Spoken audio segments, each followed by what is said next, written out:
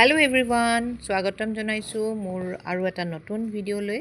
আশা কৰো আপোনালোক সকলোৱে ভালে আছে আৰু আজি ভিডিওটোত মই মোৰ সামাৰ গাৰ্ডেনখনত কি ফুল ফুলি আছে হেবিলাকৰ আপডেট লৈ আহিছো তো ভিডিওটো হেকৰ লগে চাব আৰু যদি চাই ভাল পায় প্লিজ লাইক কমেন্ট আৰু শেয়াৰ কৰিব একেবাৰে নাপাহৰিব আৰু যিসকল নতুন ভিউৱাৰ্ছ তেওঁলোকে সাবস্ক্ৰাইব কৰি ল'ব পাৰে মোৰ চেনেল এক্সোটিকা ডেফোডিল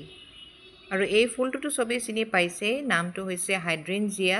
এটা পাৰ্মানেন্ট ফ্লাৱাৰিং প্ল্যান্ট হয় গৰম দিনত খুব ধুনিয়াকে ফুল ব্লুম কৰে আৰু এই প্ল্যান্টজোপা মোৰ এইখিনি জায়গা একদম পাৰ্মানেন্ট জায়গা হয় ওপৰত এখন শেড আছে মোৰ এই কাৰণে ৰাতিপুৱা ৰ'দটো খুব ধুনিয়াকে পায় আৰু দুপৰীয়া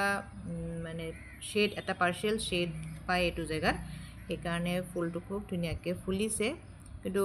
পিছবেলা ৰ'দটো যদি একদম পুৰা বেছি পায় তেতিয়া পাতবিলাক জ্বলি যোৱা চান্স থাকে এই প্ল্যান্টজোপা যিকোনো সইলতে খুব ধুনিয়াকে গ্ৰো কৰে কিন্তু ফুলৰ যোনটো কালাৰ হেতু কিন্তু কমপ্লিটলি নিৰ্ভৰ কৰে আপোনালোকৰ সইলৰ pH লেভেলটো কেনেকুৱা যদি pH লেভেলটো 6 তকৈ কমটি থাকে মানে সইলটো যদি এসিডিক হয় তেতিয়া নীলা ৰঙৰ ফুলটো ফুলে আৰু সইলৰ pH লেভেলটো যদি 7 ৰ ওপৰত হয় তেতিয়া মানে পিঙ্ক কালাৰ ফুলটো ফুলে যেটো আপোনালোকে দেখি আছে তো পিঙ্ক কালাৰ ফুল হয় কাৰণ মোৰ সইলটো এলকালাইন সইল হয় কিন্তু এটো তেনেকুৱা নাছিলে মই সইলটো এলকালাইন কৰিবৰ কাৰণে কিছুমান বস্তু এড কৰিব লগা হৈছে তো মই কি এড কৰিছিলো কি বস্তু কাম কৰিছিলো ফুলখনি ফুলাৰ আগতে আপোনালোকক হেখিনিও কৈ যাম বাৰু গতে মোৰ ফুলবিলাক পিঙ্ক আৰু ব্লু দুটা মিক্স নিচিনা হয় প্ৰথমতে ব্লু হয় তাৰ পিছত পিঙ্ক কালাৰ নিচিনা হয় কিন্তু মই যেতিয়া কাটিং কৰিছিলো এটো কাটিং কৰিছিলো মই ফেব্ৰুৱাৰী লাষ্ট মানত মই পুৰা গজজোপা প্ৰুনিং কৰি দিছিলো তাৰ পিছত লাহেকে এপ্ৰিল মাহত ওলাই পাতবিলাক এনেকুৱা আৰু হেতু সময়তে মই খুব গোবৰ সাৰ মানে অৰ্গেনিক মেটাৰ খুব এড কৰিব লাগে pH লেভেলটো বেছি কৰিবৰ কাৰণে এলকালাইন কৰিবৰ কাৰণে মই খুব গোবৰ সাৰ ইউজ কৰিছো ইয়াতে গোবৰ সাৰ দিলে বলে ফুলৰ কালাৰটো অলপ চেঞ্জ হয় পিঙ্ক কালাৰ হয় তো হেকাৰণে হেতু মই কৰি চাম বুলি ভাবিছিলো হেকাৰণে মই খুব গোবৰ এড কৰিছো হেতু সময়ত আৰু এটো তাৰ নেক্সট মান্থত লাহেকে ফুলবিলাকে লব ধৰিছে উলাব ধৰিছে পাতবিলাকো লাহে লাহে গ্ৰীন হৈ আহিছে ইয়াৰ গ্ৰোথ ৰেটটো বহুত ফাস্ট হয় বহুত জলদি গ্ৰো হয় ৰেগুলাৰ ওয়াটাৰিং খালি কৰি থাকিব লাগিব কাৰণ পানী খুবেই ভাল পায় প্ল্যান্টটোৱে আৰু আপোনালোকে যদি কিছুমানে নতুনকে ফুল ৰুম বুলি ভাবিছে হাইড্ৰেঞ্জিয়া বা নতুনকে কাটিং কৰি লগাম বুলি ভাবিছে তেতিয়ালে ফেব্ৰুৱাৰী লাষ্ট মানত কৰিব তেতিয়া হেতু বছৰত নুফুলিলেও তাৰ নেক্সট বছৰত গৰম দিনত ফুলটো ডেফিনেটলি ফুলিব আৰু আপোনালোকে ফাৰ্টিলাইজাৰো ইউজ কৰিব পাৰে বেলেন্স ফাৰ্টিলাইজাৰ যেনেকে NPK ফাৰ্টিলাইজাৰ ইউজ কৰিব পাৰে 19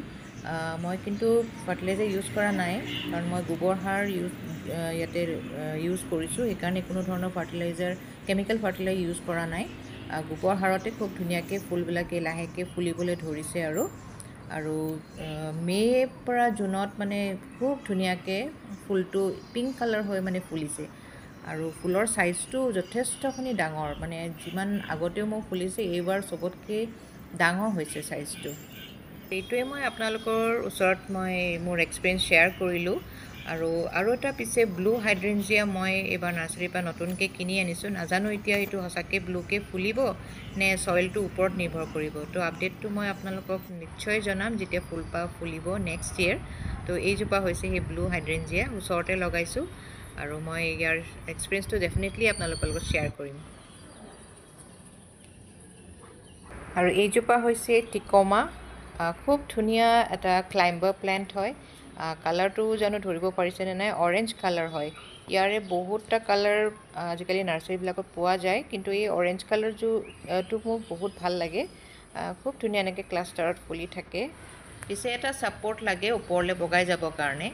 তো ওচৰতে এজোপা এভাকাডো গছ আছে আৰু সেই গছজোপাৰ সহায়তে টিকমা প্ল্যান্টজোপা ওপৰলে বগাই গৈছে আৰু খুব ইজি হয় প্ল্যান্টজোপা গ্ৰো হ'ব কাৰণে একো ধৰণৰ মেইনটেনেন্স নাই আৰু গৰম দিনত খুব ধুনিয়াকে ফুলবিলাক ফুলে পিছে ঠাণ্ডা দিনত একেবাৰে ডৰমেন্সিত গুচি যায় প্ল্যান্টজোপা পুৰা গছজোপা শুকাই যায় এনেকুৱা লাগে যেন প্ল্যান্টজোপা মৰিয়ে গ'ল নেকি কিন্তু তথাপিও ৰেগুলাৰ ওয়াটাৰিং মই কৰি থাকো যাতে প্ল্যান্টজোপা জিয়াই থাকে আৰু এপ্ৰিল মাহ সোমোৱাৰ লগে লগে গোটেই গছজোপা মানে পাতেৰে পূৰা ভৰি যায় আৰু লাহেকৈ গৰম দিনত মানে এই মে' জুন মানত খুব ধুনীয়াকৈ গোটেই ফুলবিলাক ফুলে। আৰু এটা বস্তু দেখাওঁ, এইবিলাক দেখিছে, এইবিলাক হৈছে ইয়াৰ পুলি। এই পুলিবিলাক নিজে নিজে হৈ থাকে, চব জেগাতে আপোনালোকে দেখিবলৈ পাব। এইখিনিতে কেইটামান আছে আৰু সেই আগলৈও আছে।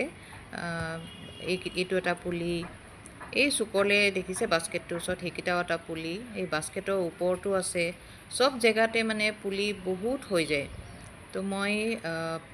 মানে নাৰ্চাৰী পটতে তেনেকৈ পুলিবিলাক ওলাই চেলো কৰি থাকোঁ। যোন আহে আমাৰ ঘৰলৈ তেওঁলোকে লৈ যায়। তো আৰু এইকেইটা পুলি কেইটামান মই বনাই থৈছিলোঁ অলপ দিনৰ আগতে,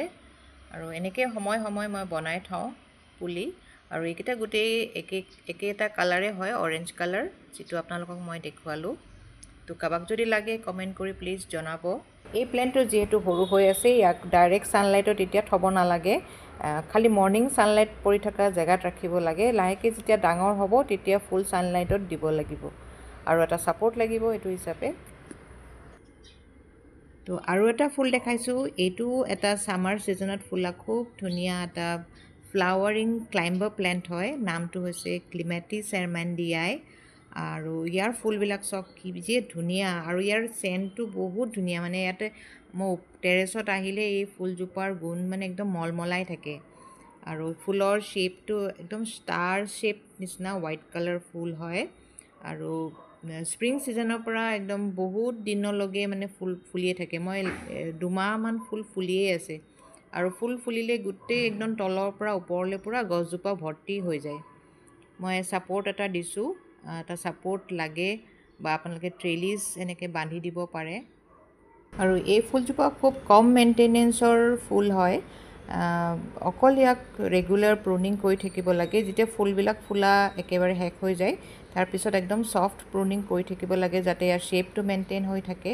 আৰু ফুলবিলাকো যাতে নেক্সট ইয়েৰলৈ আকৌ ধুনীয়াকৈ ফুলে, সেইকাৰণে প্ৰুনিং কৰি থাকিব লাগিব। আৰু ৰেগুলাৰ ৱাটাৰিং আৰু বেলেগ ধৰণৰ কোনো মই ফাৰ্টিলাইজাৰ ইয়াতে ইউজ কৰা নাই এতিয়ালৈকে। আৰু আপোনালোকে দেখিছে ইয়াতে কলি আৰু আহিয়ে আছে ফুলজোপাত,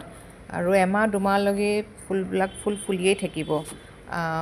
গতিকে তাৰ পিছতহে মই এইবাৰ প্ৰপাগেট কৰিম। প্ৰপাগেটটো আগতে মই কেতিয়াও কৰা নাই। এই প্লেণ্টজোপা লোৱা মই 3 বছৰমান হ'ল, আৰু প্ৰত্যেক বছৰে ফুল ফুলিয়ে আহিছে বুলি ক'ব পাৰি। বহুত ফাষ্ট গ্ৰ' কৰে, বহুত জল্দি প্লেণ্টটো মানে যিহেতু ক্লাইম্বাৰ হয় বহুত জল্দি বগাই যায়। আৰু এইবাৰ ফুলবিলাক যেতিয়া ফুলি একেবাৰে শেষ হ'ব তাৰপিছত মই প্ৰপাগেট কৰিম বুলি ভাবিছোঁ। তো আপোনালোকক মই আপডেটটো নিশ্চয়কৈ দেখুৱাম, মই কেনেকৈ প্ৰপাগেট কৰিম আৰু প্ৰপাগেট কৰাৰ পিছত ছাকচেছ হৈছে নে নাই, সকলোবোৰ আপডেট আপোনালোকক বাৰু নেক্সট ভিডিঅ'ত আকৌ দেখাম বাৰু। আৰু এতিয়া দেখাইছোঁ এটা খুব ধুনীয়া প্লেণ্ট, যাৰ নামটো হৈছে টেক্সাছ ছেজ, বা ইয়াক লিউকোফাইলাম ফ্ৰুটেচেন্স বুলিও কয়। ইয়াৰ ফুলৰ কালাৰটো চাওকচোন, পিংক আৰু বা পাৰ্পল কালাৰ নিচিনা ফুলবিলাক ফুলে। আৰু ফেব্ৰুৱাৰী মাহৰ পৰা ফুলবিলাক ফুলে, বৰষুণ দিয়াৰ আগে। আৰু বৰষুণত মানে ফুলবিলাক মোৰ বহুত বেয়া হৈ গ'ল, আৰু কিন্তু বৰষুণ দিয়াৰ আগতে মোৰ এই ৰেকৰ্ডিং কৰি থোৱা আছিলে, তেনেকৈ আপোনালোকক এই আগৰ ক্লিপিংটো দেখাইছোঁ। আৰু এইটো হৈছে এতিয়াৰ যিটো পৰিস্থিতি, এইটো এনেকুৱা হৈছে। এতিয়া মোৰ ইয়াতে ফুলবিলাক নাই, সৰি গ'ল বৰষুণ দিয়াৰ পিছত। কিন্তু ফুলপাহ নুফুলিলেও প্লেণ্টটোৰ যিটো পাতৰ কালাৰ, এইটো একদম চিলভাৰ কালাৰ, বহুত ধুনীয়া লাগে। ফুলজোপা নুফুলিলেও গছজোপা খুব ধুনীয়া হয়, টেক্সাছ ছেজ বুলি কয়। আৰু বহুত ৰেয়াৰ হয় প্লেণ্টজোপা, মই নাৰ্চাৰীবিলাকত বিচাৰিছোঁ পোৱা নাই, আৰু পালেও দামবিলাক 350 এনেকুৱামান লয়। তো এইবাৰ মই এই ফুল ফুলি যোৱাৰ পিছত 2টামান ডাল প্ৰপাগেটো কৰিছোঁ। আৰু এই প্লেণ্টজোপা গোটেই দিনটো ফুল ছানলাইটতে থাকে, আৰু কোনো ধৰণৰ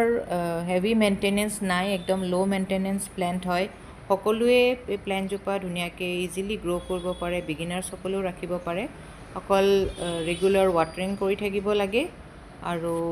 প্ৰুনিং যেতিয়া ফুলবিলাক ফুলাৰ শেষ হৈ যায় তাৰপিছত আপোনালোকে প্ৰুনিং কৰি থাকিব লাগে, যাতে শ্বেপটো মেইনটেইন হৈ থাকে। আৰু এইটো এটা শ্ৰাব হয়, মানে জোপোহা ধৰণৰ প্লেণ্ট হয়, গতিকে আপোনালোকে নিজৰ মতে শ্বেপো দিব পাৰে। আৰু ফেব্ৰুৱাৰী মাহৰ পৰা কিন্তু খুব ধুনীয়াকৈ ফুলবিলাক ফুলা আৰম্ভ কৰে, আৰু বৰষুণ যদি সেইটো সময়ত নিদিয়ে তেতিয়া সেইটো সময়ত অলপ দিনলৈকে ফুলবিলাক লাষ্টিঙো কৰে সেইকাৰণে বৰষুণৰ পৰাও বচাব লাগে তেতিয়া ফুলটো বহুত দিনলৈকে লাষ্টিং কৰি থাকিব আৰু এইকেইটা হৈছে মই প্ৰপাগেট কৰা দুটা প্লান্ট মই এনেকৈ পটতে প্ৰপাগেট কৰিছিলোঁ আৰু এতিয়া ডাঙৰো হৈছে আৰু আপোনালোকক দেখাইছোঁ এয়া দেখি খুব ভাল লাগিছে আৰু একেবাৰে লাষ্টত দেখাইছোঁ এটা মোৰ বহুত দিনীয়া মানে উইছলিষ্ট ফ্লাৱাৰিং প্লেণ্ট যাৰ নামটো হৈছে চাইনিজ উইষ্টেৰিয়া